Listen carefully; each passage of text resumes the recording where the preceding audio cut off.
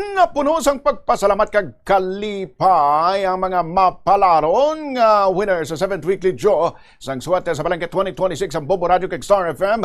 Matapos nga nabato ng ilang nga mga premyo. Mayara sang tatlo ka nakabaton sang consolation prizes kag mayara man sang maswerteng third prize winner, second prize winner kag first prize winner.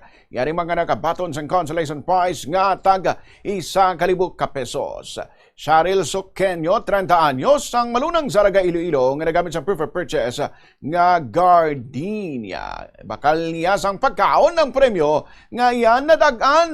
Nami manang yuhong ni Elvira Belanyo, 65 anyos, ang Barangay Concepcion City proper nga nagamit sa proof of purchase nga San Miguel Pale Pilsen sang nabato na niya yung 1,000 pesos nga premyo. Pahayag niya ang inadagan nga kasi bakal niya sang kinahanglanon sa sulod sa ilang balay kag yaman ni bakal sa maintenance para sa iyang high blood pressure. Wala man nagpaulihi sa pagkuha sa iyang premyo nga 1,000 ka pesos nga kasi Josephine Magkanam, 62 anyos, ang Barangay Tupol Weste, Cabatuan, Iloilo nga nagamit sa proof of purchase nga sa iya oyster sauce.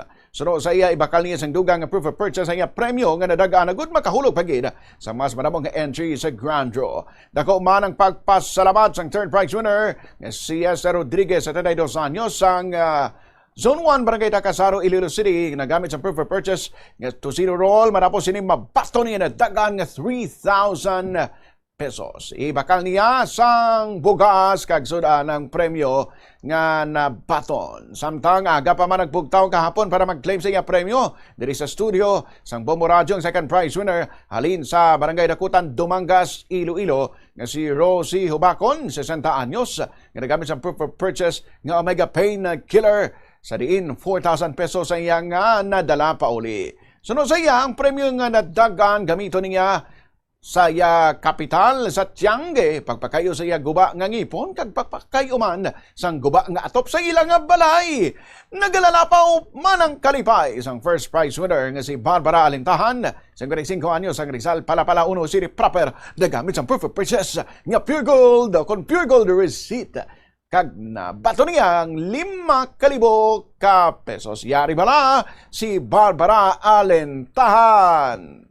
1,000 pesos, 2,000 pesos, 3,000 pesos, 4,000 pesos, 5,000 pesos. Ginaagda ko ang tanan nga nagapalamati, labi na gid sa Rizal Palapalawan, kabay nga mapisan man sila nga maghimo sang ilang nga entries. Invite ko gid sila nga base kon sila man maswerte nga magdaog. Basta Radio Bombo, Star FM is all for you.